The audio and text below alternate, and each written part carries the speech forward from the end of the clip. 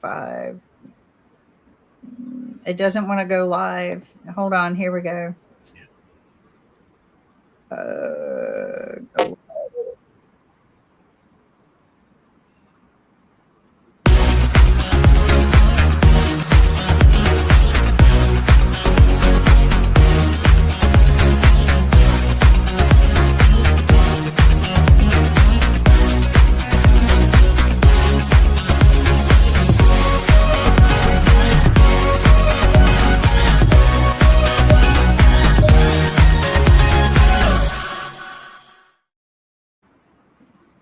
All right, we've got the media show going on, and I've got Kim with me, and Jacoby, and Dr. Sharif. And of course, we're always interested in talking about what's happening in the media landscape. I know the big conversation was the Oscars, which were this past weekend, and of course, the sports world and everything like that. So, Jacoby, did you watch the Oscars, and did y'all pay attention to the Oscars in Bangladesh, Dr. Sharif? Because that was one of the big media stories. Because even Rick earlier was saying there wasn't a lot of political discussion at this year's Oscars, even though it's sometimes been used as a platform to let people have their political thoughts and their political protests.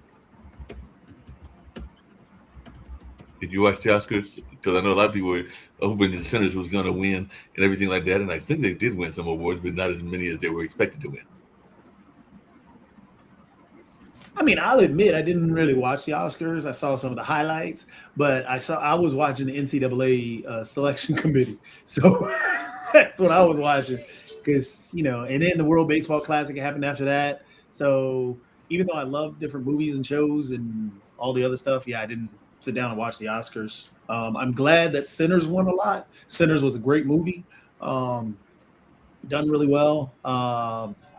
Heard Del Rey should have gotten. He got robbed, but I'm glad to hear Michael B. Jordan won. He celebrated that in an In-N-Out burger, which was kind of funny. But outside of that, I didn't really pay much attention. Oh, I did see that Sinners did one of the songs on stage. Also, K-pop Demon Hunter did a song on stage. I saw that too. But like I said, I didn't really watch it that much because I was focused on sports, and I love my sports. I was watching this election show too. I've got to figure out whether I'm going to make picks this year and whether I'm going to make picks that involve $1 or $2, or whether I'm going to pass on that and just do the picks that are free. But either way, I will make some picks because I'm just thinking there's going to be some upsets. We were talking earlier about Carolina, and I would not be surprised if VCU doesn't upset them and make them an early first round exit and everything like that. So VCU has had a history of doing that historically, so it would not surprise me if they did it again, even though I know a lot of folks here in the Carolinas who are hoping that that's not the case, but I will not be surprised. And just like I won't be surprised if High Point doesn't give a fit to the team that they're playing. I mean, it's going to be – it'll probably be chalk that'll go straight through because the top teams, the top number one, or all the number ones have been playing really well. Right. Ever since Duke beat Michigan, Duke has blown teams out roughly by 20. I think the only one was Virginia was really even close. Well, Virginia and Florida State that were really close. Arizona's been a dominant team, but it's Florida. They got a big guy in the middle too. So it's Florida actually lost though. They didn't play in the SEC championship game. And Michigan lost their championship, so they're number one seed, but they lost. But I think again, it might be chalk going all the way through. However, it is definitely going to be an interesting year. I think there are going to be some upsets that people won't think about, but it's going to be interesting. Yeah, it was good seeing the first year school. I mean, I think the school's only 3 years old, maybe 4 years old as a Division I. They got a bid, and that's actually from right here in North Carolina, that being Queens College. So Queens College is a new team to Division I, and they actually got to go to the big dance. So it's good to see new teams go every year as well. I hate that my Golden Eagles had a horrible year this year, so we didn't go anywhere, and now we'll see whether Shaka will be on the hot seat next year. He had like at least a year grace, so we'll see what he can do. Now that he's probably going to have to go out and get some players from the portal and everything like that. But he does have one of the best guards in the country, so that will help him, and he's got a pretty good forward. So we've got some building blocks, but it'll be interesting to see what goes on in that space. Are you worried, and this is for you, Sharif, as well, about these roles, because that's what y'all were talking about before I got here and everything, with the FCC and them threatening people if they don't cover things the way they want them to. This is almost sounding, I hate to put it this way because it was before even my time, but this is almost sounding McCarthy-esque and everything like that, like the way that McCarthy did the Great Scare and everything like this. So I don't know if Trump is a student of history and knows about the McCarthy era, but it's almost seeming that way to me, or am I overreacting? So what's your question, please? The question is, are you following the rule? How tight is the security of media in Bangladesh? Was one of my questions, because they're talking about making it very enforcing against people that are against their philosophy in the U.S. So, like, if somebody is against Trump, then they might lose their FCC license. That's a threat that is being thrown out there. So, how tight is the rules in Bangladesh with media? No, Bangladesh media right now, government want to give more freedom to media. After this uh, our previous government, there is a new government come and they go for many reform, constitutional reform, institutional reform. So media is part of that, and they create a lot of law, rules, and regulation, as well as freedom for media. But again, because of the social media, there are a lot of misinformation and disinformation. Many informations actually we are not getting accurately. Let's say this Netanyahu, is he died? Is he alive or not? Even this create a lot of problem in social media. So the social media things Bangladesh government or the Bangladesh media cannot, but this the Facebook and LinkedIn and X and all of the things, they can make a proper policy for that. Secondly, Bangladesh people, they are very much, I want to say, independent, and they want to raise voice for all of the good things and good activities. But from that particular point, I see there are many untrained media persons and other people, they join in the social media and they are claiming they are journalists. They need proper training, but government is very much responsible. Government want to invite all with all of the legal information and other things, but there are some criticize for political influence and so on. But definitely Bangladesh media is free, and Bangladesh media has some lot of progression, even lot of challenges and other things Bangladesh media face, but still it's in good shape. It makes sense. Kim's back and everything like that. So how are you doing today, Kim? I know you're not doing a lot of trips. You're not going to Fair Week because of things that are going on, but definitely lots going on in the media and everything like that.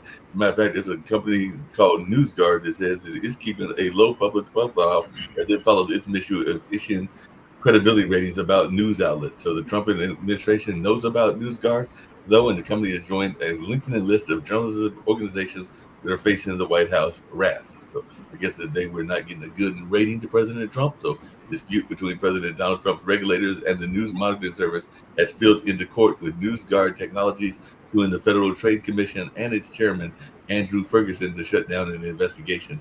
The FCC is accusing the company of trying to suppress conservative speech, and NewsGuard says it's being forced to kneel before vindictive power. So are you ever worried that we might get a threatening letter? I know we get them from YouTube and other people, but that we might No, we get taken down by YouTube through their AI quite a bit. Even if I'm posting in from YouTube to the show, if I say something negative about Trump, they slap it down and say, "Oh, you're not allowed to do that."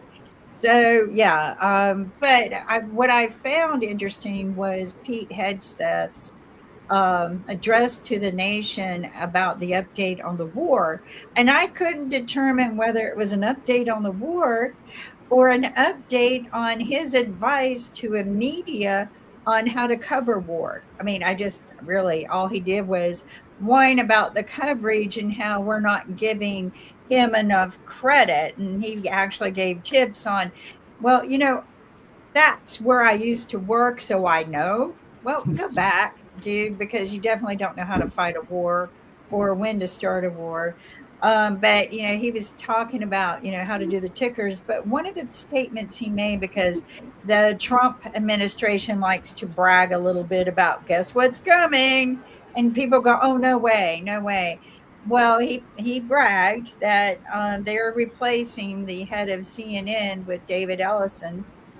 And as he put it, I can't wait until David Ellison takes over CNN so the news gets reported the way we want it to be reported. Now you have to watch the update on the war, but that's what I felt like. The update was more about his his disgruntles with media coverage of his war. This, of course, is his war, not even Trump's.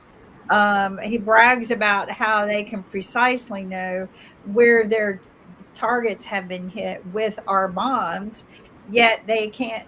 They have to investigate, as he told off a reporter. Well, we have to investigate. We're still investigating that school. So, they're still investigating the school situation, but they can precisely tell you every target that they hit that they intended to hit. Now, the question is, he began his speech was, we're not fighting this war fairly, and we have no intentions to. That would mean that they would intentionally hit civilians in schools. Yet he complained about how Iran is not fighting the war fairly. So, I don't know what they expect. If you're not going to fight the war fair, why should Iran fight the war fair? If you're going to hit civilians and children, be prepared. They're going to hit our civilians and children. But they made us a target now. Every American is a target. I believe it's not safe to travel, but it's not safe to travel right now because if you're flying, because the TSA has not been paid for over a month, they have not had funds to pay TSA, though some of them say their paychecks ended a week ago. They won't be getting paychecks until this is over, which means eventually there won't be anyone working in the air zone. So I don't know about people who have tickets, plane tickets. I've advised any family and friends who have a plane ticket in the next 2 weeks should go ahead and cancel, because you have to be at the airport for domestic flights at least 4 hours in advance. They show the lines going around the outside of the airport to get in through check-in. I would be canceling my flight at that point. But how is it safe? And the SAVE Act that they keep pushing, how is that saving the world? The SAVE Act is not saving anything but their elections. So, I think that this is everything that's happening will eventually become a self-inflicted wound on Trump. And, I just, you can't believe everything that's being said by Hedgeseth. You can't believe a word that Rubio says. They've proven it by already fighting amongst themselves as to whose fault it is that we started the war, because Trump has already started blaming Rubio, Johnson, Pete Hegseth, and Bean, Senator Bean of all people. So, but media should be reporting the truth as they know it. Journalists should always be reporting the truth is. And I think that's what I like about Pod TV. And Pod TV is not going anywhere. They're not going to take us down because of violations of regulations. Even though we're broadcasting on TV, on Amazon and Roku, we're not bound by regulatory laws, because those are people and companies that spend billions of dollars a year doing their media. But that broadcasting FCC, when you're under that regulation, that's so that you could broadcast on the towers. Okay, so radio, TV that broadcast across the antennas, the news that broadcasts across the antennas that are assigned a number to broadcast, have to abide by the FCC laws. And Trump's administration is trying to control that. So, what can we say, right? And anyway, so what do you guys think? No, that makes a lot of sense and everything. Do you think there will ever start doing, because I know later on today, if that tornado comes, we'll start hearing them. We'll hear them on Duke campus and everything. But I do remember when I worked at my parents' radio station, we would, and even WCOM and NCU, we would oftentimes have those emergency weather service alerts and everything like that. So do you think that there's any point in time that Pod TV will have the emergency weather service alerts where you get to hear that lovely beep sound, and then you get to know that there are severe storm coming your way and everything like that? So we're not required by law to do that. Mm. Anyone who has the digits assigned to them to be a broadcaster across the antennas, by law, that they have to do that. That's the reason why they have a license, is to be able to provide warnings. So no, we won't need to do that. We're more of streaming news, and we can give the warnings as we get them, but we're not provided the access to the alerting systems. So you just have to look at that. But I think that I believe that we're in for a big storm. I experienced something very unusual many years ago, well, maybe 5 or 6 years ago, very unusual, where it was a very warm day, but through the air, I felt ice. What felt like ice hitting me, almost like an air conditioner hitting me, but I'm sitting outside in a picnic area, and I go, that's unusual. And maybe an hour later, we're driving home and we get hit in a hailstorm, and there's tornadoes everywhere. And the hail is the size of a tennis ball and golf balls. And the balls were going through our windshield, and they dinged our car so bad it looked like a golf ball. The fist-sized dimples all over the car, not little ones. And it was scary because we were in the car, and we were hoping to use the car as a shield, and it ended up almost killing us. Fortunately, the storm passed, but this taught me a lot, that extra stream of cold air mixed with the hot air can be very dangerous. And I felt that yesterday. I was standing outside, and I felt this ice chill in the streams of this very warm weather. Mm-hmm. And then I received a notice that Washington, D.C., all the way down to South Carolina, there's a stream of very dangerous storms that are going to start hitting today. Tornadoes, hailstorms, and stuff like that. So what I would tell people is be prepared. Mm-hmm. I don't know how long these are going to last. But just be prepared, because it doesn't sound like a good storm system coming through. And I am no weatherman, but I've worked with, and actually was good friends with, a meteorologist who had some of the best equipment ever, and it was quite interesting. So I don't have that equipment, so I can't say, but I can only speak of my own experience. And I learned a lot from that experience, and that is batten down the hatches, stay in safe zones when you feel a change in the system like that, where it's very warm air, but an ice chill comes through it. I'll never forget that. And it happened to me yesterday. So we'll see.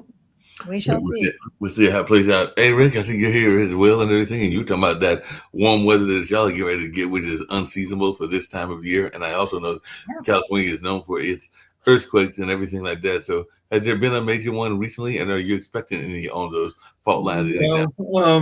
So you're right that I tend to associate earthquakes with warm weather.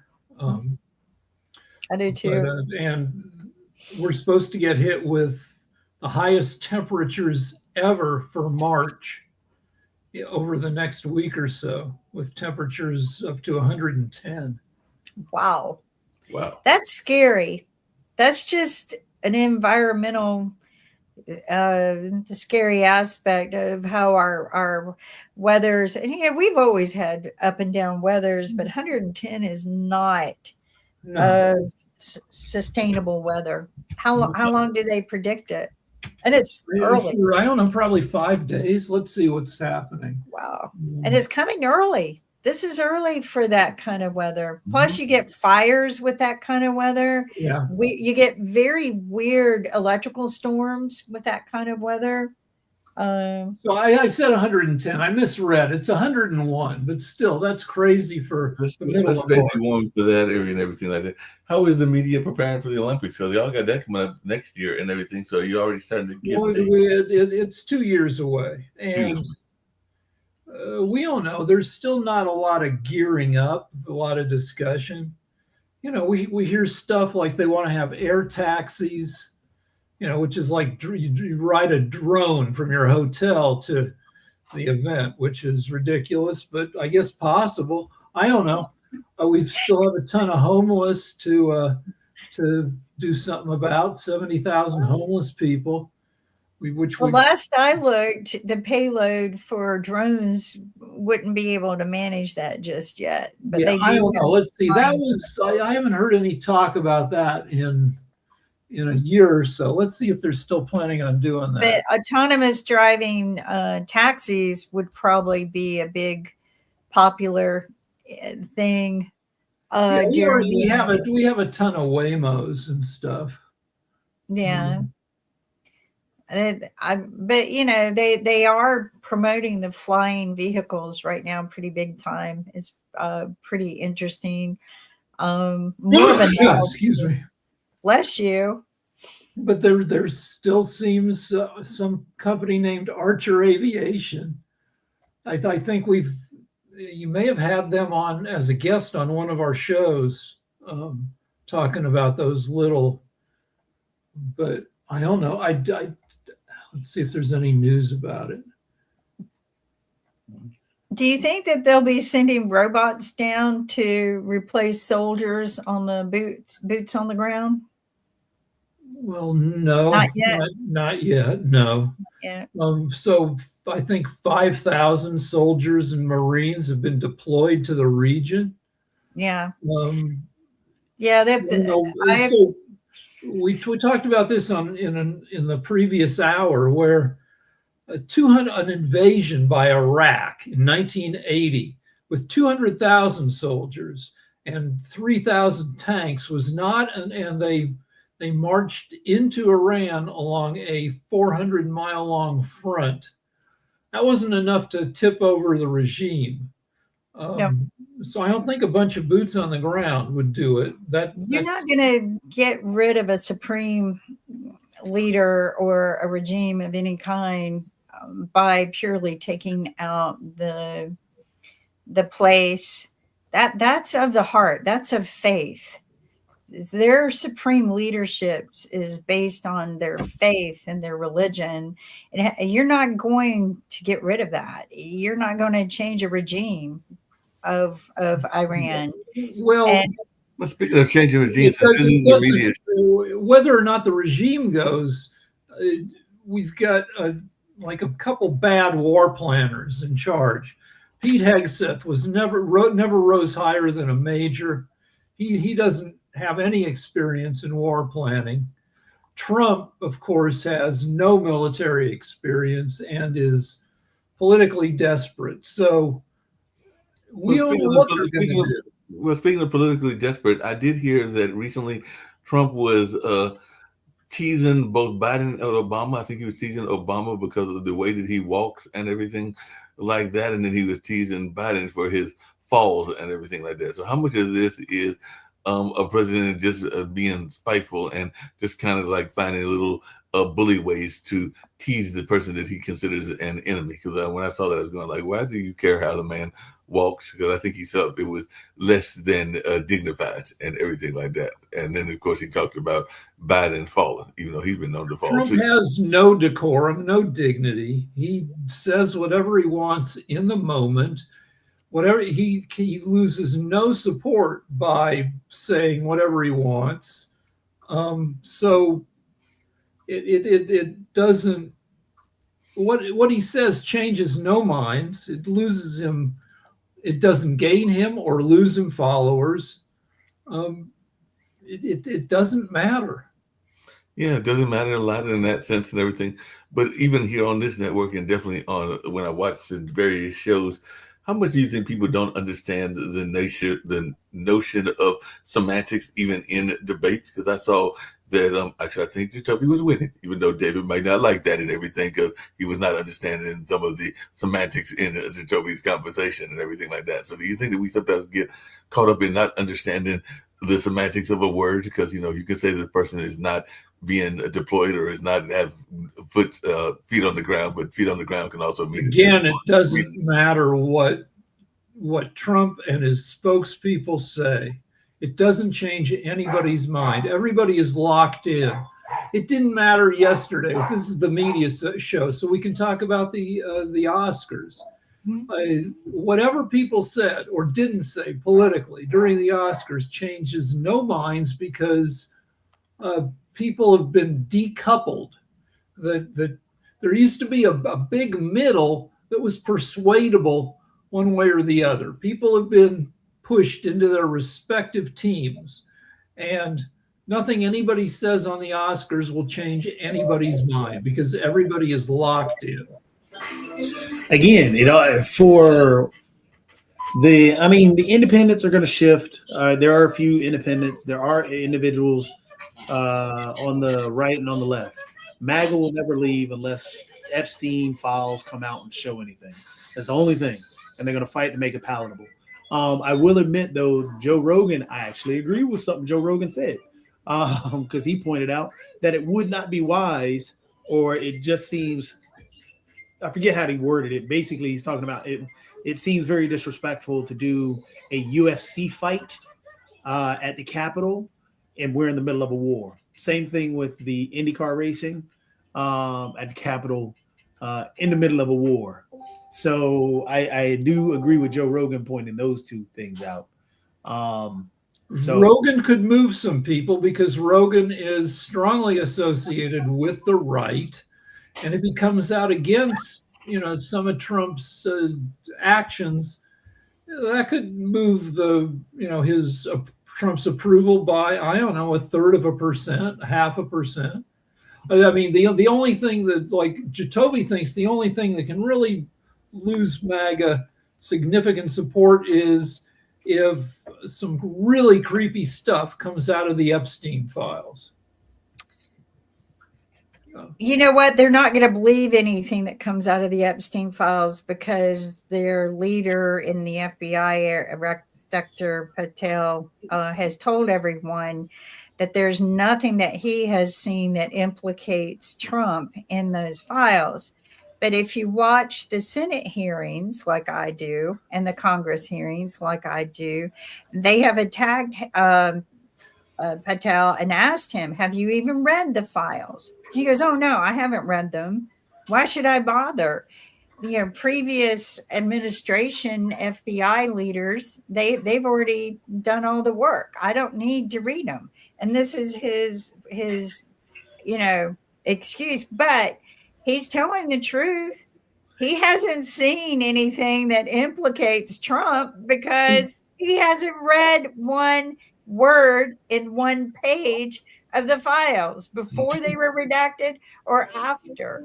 So he's actually telling the bug-eyed truth, as I would call it, with Patel. So but, go ahead. So I was just going to say, so even though, like I said, the only thing that may move MAGA that will move MAGA is the Epstein files. However, the big movement that would happen even without the Epstein files, and that's also what's happening, is people are they're not going to not support him. So when you put out the polls saying, hey, we support Trump, it's going to be 89% regardless. It's going to be 80, 90% every single time. But that's not what we got to watch for. It goes into the enthusiasm gap.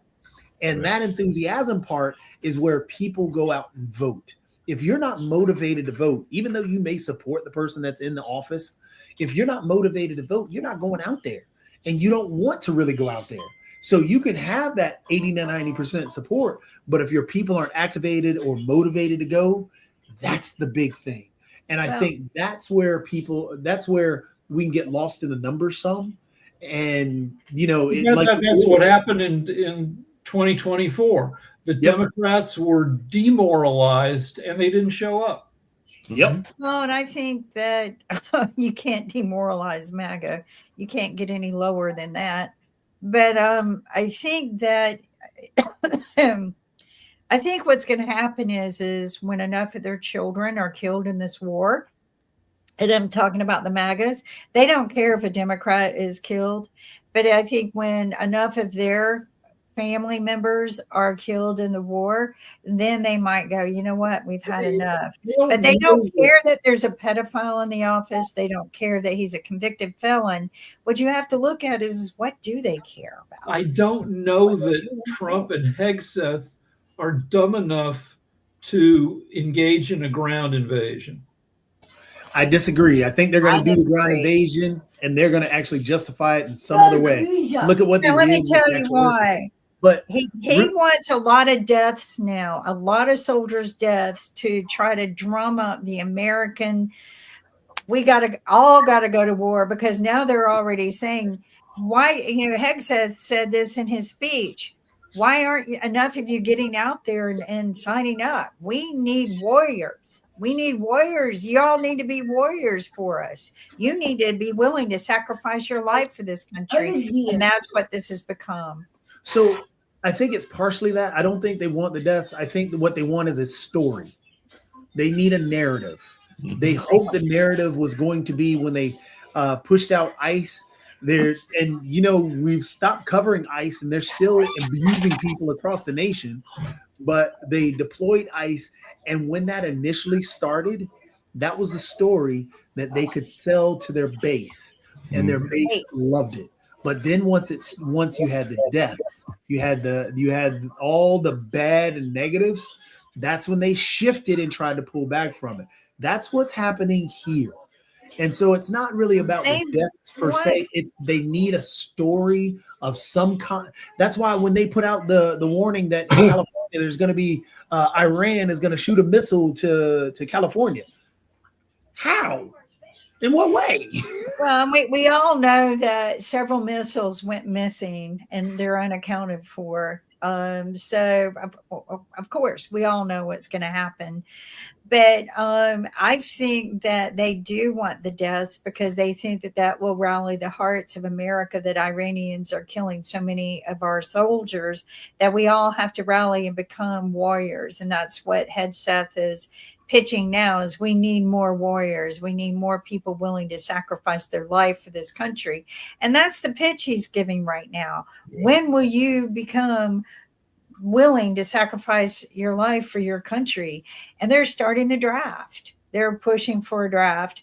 And the reason is they want the deaths of the soldiers. You know what? Hate me all you want for saying it. It's the truth. And he will use that as a story.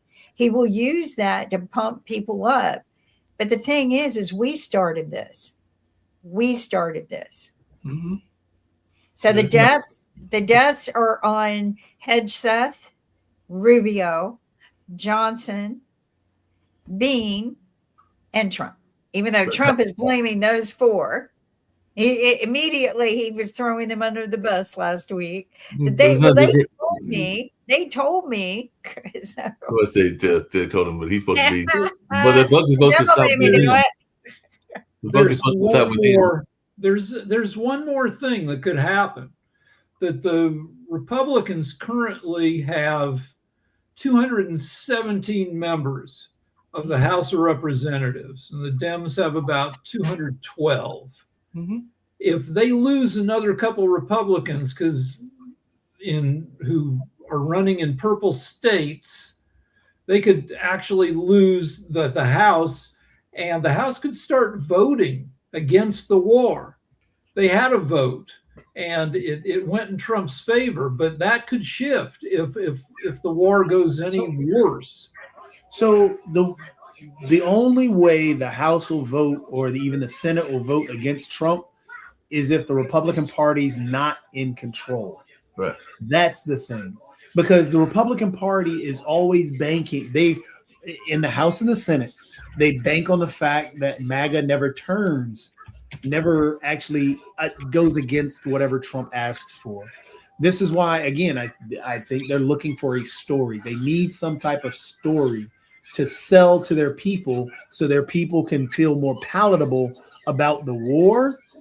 Because if you notice, MAGA went from, again, If you look at before the war, you can look at all the videos of how Trump said that I'm never going to war. I'm the peace president and all this other things. And now they go to war. Now all MAGA talks about is going to war. So they shifted quickly. So it gets back to he talks about going to war literally after he created his quote unquote board of peace. Yeah, it happened immediately after that, which is crazy. But the thing is MAGA needs a story to stay there. And Trump keeps feeding them. This was all these political things. Oh, well, they're girls in boys sports. No, there aren't. But you're going to put that out there. Now MAGA runs with it. Oh, well, they're coming after this. Oh, well, they're not. But you're putting that out there. MAGA runs with it and doesn't even ask any questions. It's the same thing with the war. With ICE, they ran with that. Oh, well, he has safe cities now because he put all this military. No. In Washington, there's still murders happening, and that happened while the troops were even on the ground. So it didn't really do anything. So they need a story to run with and believe, and that is what they're searching for. Oh, it's a security threat. Iran could have made. Iran maybe would have made. No, that is untrue. That didn't happen. It wasn't happening. Yeah, but it's important that Iran is an easy boogeyman, though, because Iran it's a theocracy. Definitely has its own dictatorship and everything. So it's an easy boogeyman to pick on and everything. Exactly. And it's got other things that we in society don't necessarily approve of. You know, I know a lot of people wish that they had them, even though, like I said on an earlier show, it's not as easy to do as people think it is. But you know, it's got harems and all the other things that we think are not good for society and everything. So it's an easy boogeyman to pick on them and everything like that. Exactly. And that's the story they have run with, which is why I can't stand hearing, well, they said death to America for 47 years. Okay, so did other countries. Right. So now we're going after those countries too. It doesn't work that way. Your neighbor can say, I hate you every other day you walk in. That doesn't mean that you get to go over and rob your neighbor. It doesn't work that way. So there has to be some type of threat directed, some literal legitimate threat. And if there was a literal legitimate threat, they haven't found one because they can't find one right now. So they need a story to create so MAGA runs with it. I mean, don't get me wrong. Nobody's shedding a tear or defending the individual, defending the Ayatollah and stuff like that. But that's what they end up running with is that, oh, well, if you don't agree with it, then, oh, you're defending Iran. No, I'm not. I'm not doing that. Oh, well, if you're not supporting this, then you're unpatriotic. No, just because I disagree with how you went about going through this stuff, no, that doesn't make me that way. It's just I get to voice my opinion based on the freedoms that we have in the country. That's what the thing is. But it's just we get wrapped in this. We get wrapped up in semantics and these word games and stuff like that. We definitely get wrapped up in a lot of that nonsense of trying to define what a term is and what a term isn't, even though it's not really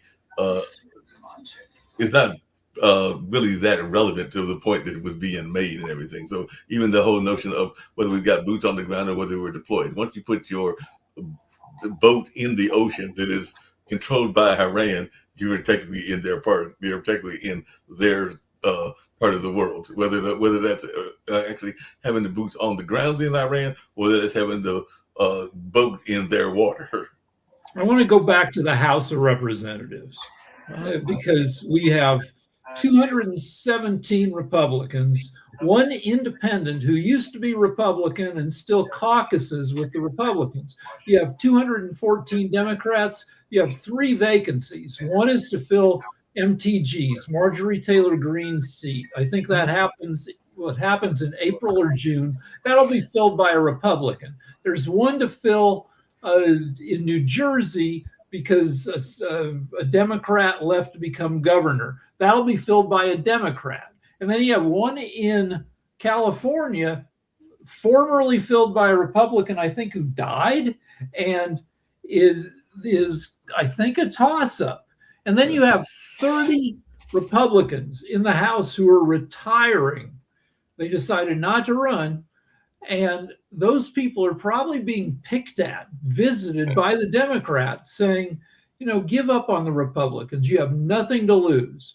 Do you like what's going on? If they can peel away a couple of Republicans, if they can win one more seat, then that means control could go over to the Democrats. And Mike Johnson would not be speaker anymore. And they could potentially vote to impeach Trump again. Mm-hmm. That wouldn't go anywhere. It would go to the Senate, and the Senate would let Trump keep his job, but it would mean that he'd be impeached again. And that would mean they could take votes against a lot of the shit that's going on. Mm-hmm. None of those votes would be binding because you need the Senate, but it would probably psych up the Democrats to show up to try to get more leverage in 2026 at the end in the general election this year. But I don't think impeachment is the thing. Impeachment has become watered down now. I think what it is people want fight. People want Jasmine Crockett. People want AOC. People want they don't want a John Fetterman who wants to be a Republican. They don't want Chuck Schumer who just seems feckless and just. Yeah, but they didn't vote for Jasmine Crockett. They voted. The Democrats voted for Tallarico. And Tallarico. But Tallarico, honestly, he's also a very fighter. He's a fighter Democrat. He's very progressive in his views as well, but he's not the outspoken as Jasmine Crockett. Right. But again, they want somebody to fight. They want somebody to get up there and not just be they want somebody to push stuff through. And if you have if you show that in the, going into the elections that you're trying to get these investigations done because you found out that Pete Hegseth spent $90 billion or $100 billion in September of last year, that's going to fire up the Democrat base. If you see that they're looking into what Kristi Noem spent all this money on, where USAID is now, because that's taken away, and that's that soft power that's been taken away from the world, how USAID is now, because that's taken away, people are dying. You show these things that people are fighting for these individuals. You show that, healthcare is being skyrocketed. That's your bread and butter.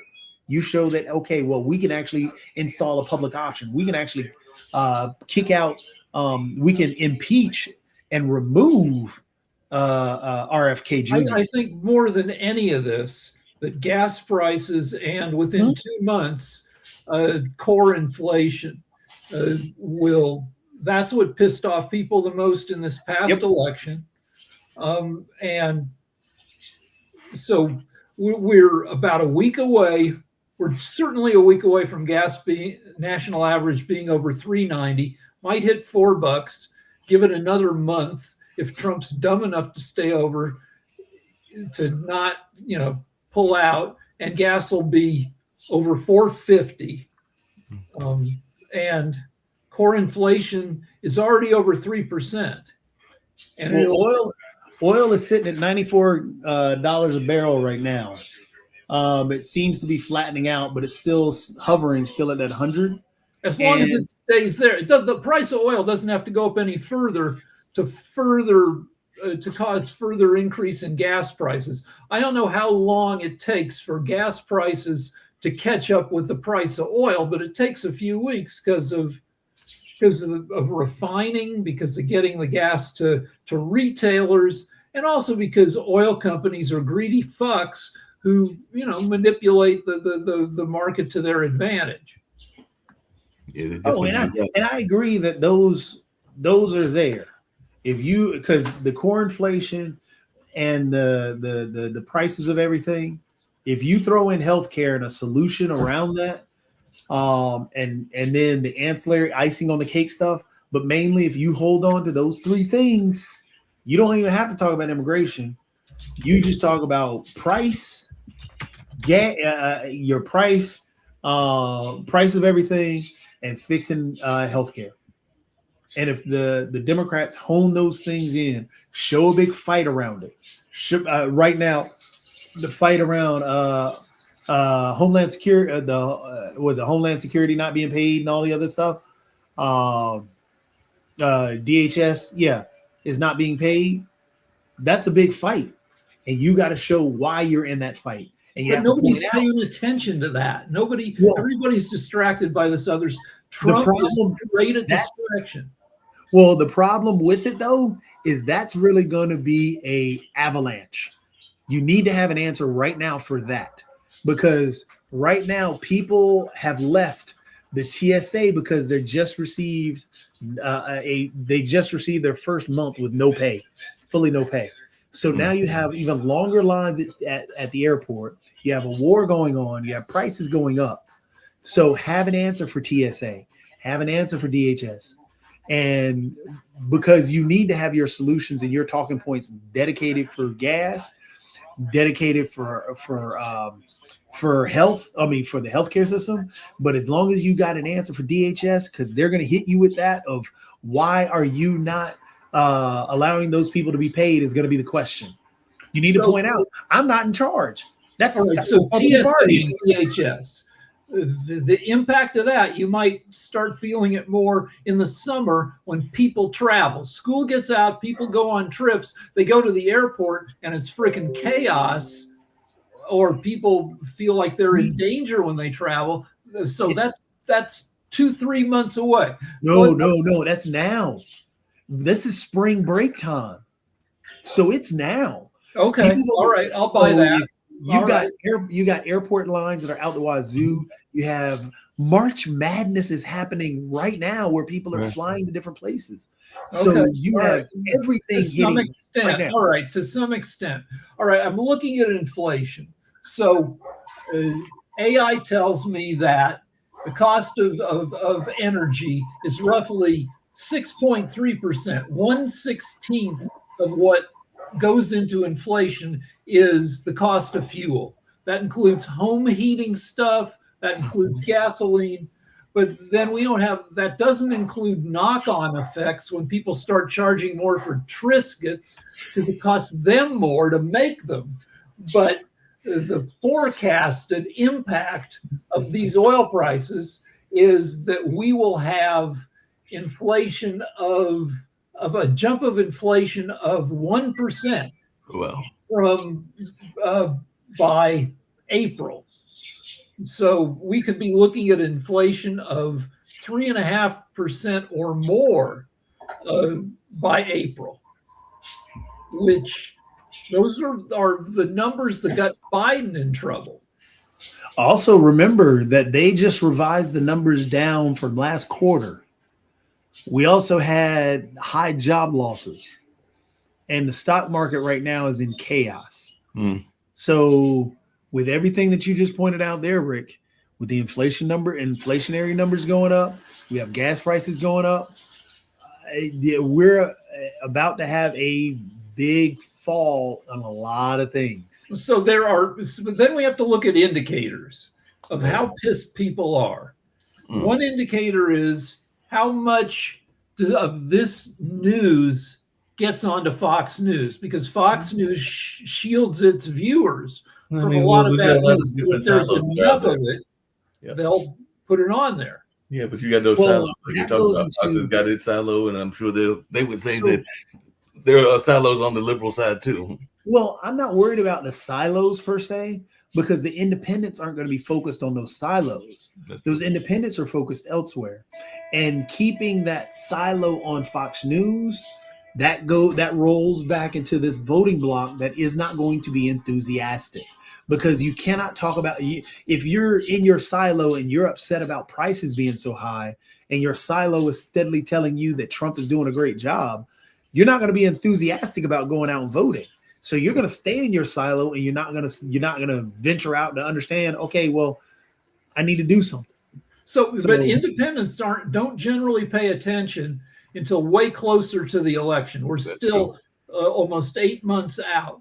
Like if you're an independent or just a regular person, say you're a 60-year-old woman who's caring for your 90-year-old mom. You're not paying much attention to whatever your mom's watching. You're watching that maybe out of the corner of your eye.